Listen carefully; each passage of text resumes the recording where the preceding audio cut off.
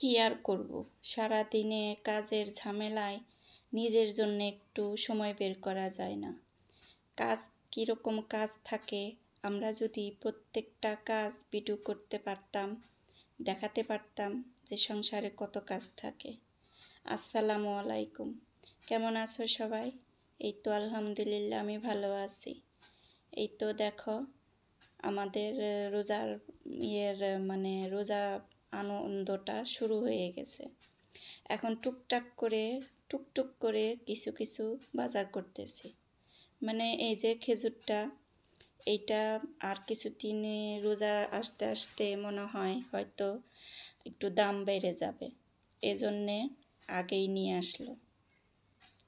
আবার শবে বরাতের রোজা আছে, এই রোজাতেও তো কিছু খেজুর টেজুর লাগে রোজা থাকতে, তার জন্যে একটু বাজার সদাই করে রাখলে ভালোই হয় আর কি।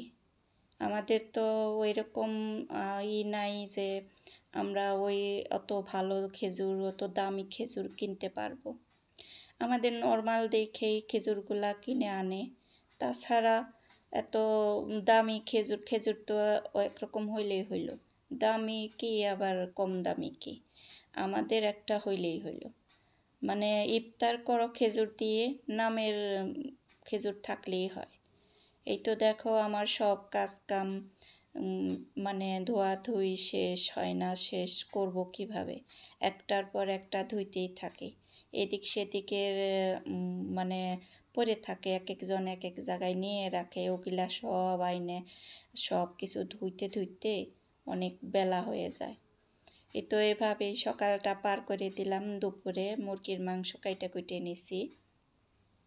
এইখানে কয়েকটা রসুনের কোয়া নিছি, আমি মুরগির মাংসতে দিয়ে দেব। ছোট রসুন হইলে আর কি আমান পুরাটাই দেওয়া যায়, তো এখানে আমি কোয়াগুলা নিছি কয়েকটা। আমার রসুন তরকারিতে, মাংসের তরকারিতে রসুন দিলে অনেকটা ভালো লাগে, তাই তো বললাম। এইভাবে আমরা যদি প্রত্যেকটা কাজের ভিডিও করতে পারতাম যে আমরা সারা দিনে কত কাজ করি, কাজের হিসাব নাই আমাদের। সারা দিনের যদি একটু একটু কাজ যদি আমরা একটু একটু করে ক্যামেরাবন্দি করি, তাহলে ছেলেরা দেখে বলবে যে এরা তো মেশিন আর কাকে বলে, মেশিনের চাইতে বেশি, এদের কখনো আলসি লাগে না। অলসতা লাগবে কেন, আমাদের কাজ করে অভ্যস্ত হয়ে গেছি। এইসব কাজই আমাদের মানায় আর কি। ছেলেরা যদি বলে যে তোমরা একদিন বসে থাকো, আমরা তোমাদের কাজ করে দেই, তখন সে বুঝবে যে আমাদের কতটা কষ্ট হয় আর কি, কতটা খারাপ লাগে এই প্রত্যেক দিন একই রকম কাজ করতে। তাই তো আজকে একটু ভিন্ন রকমের খাবার রান্না করলাম, একটু পোলাও রান্না করছি।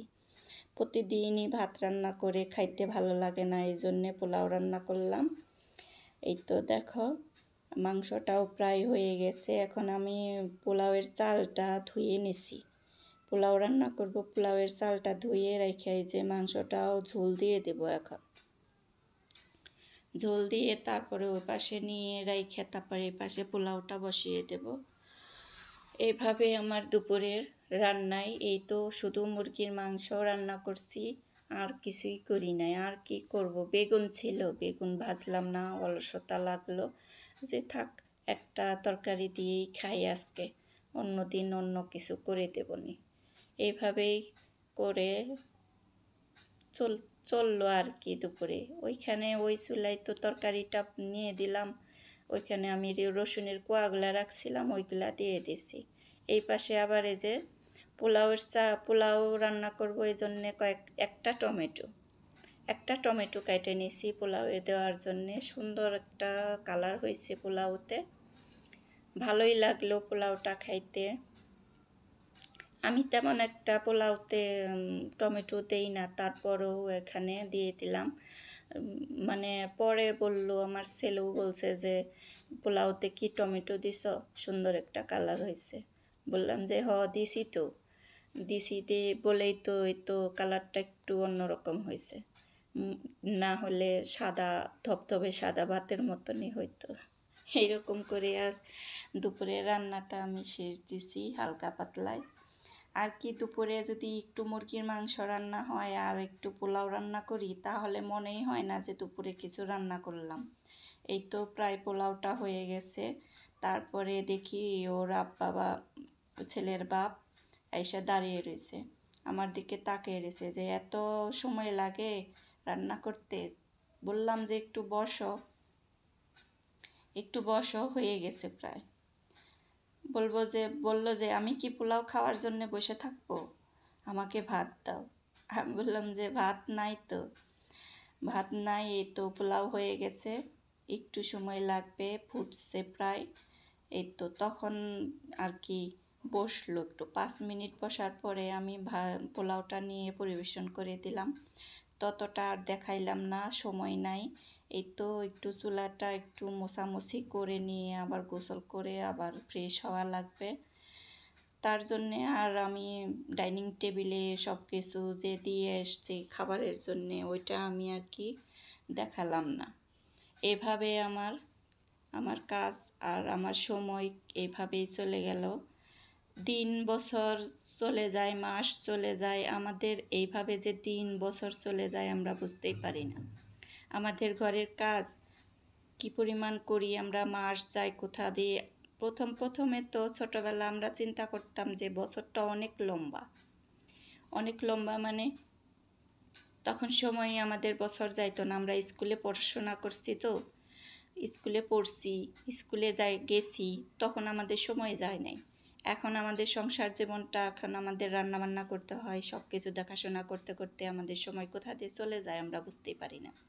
এইখানে বিকেলে নাস্তায় আমি শুধু চা করে দিছি।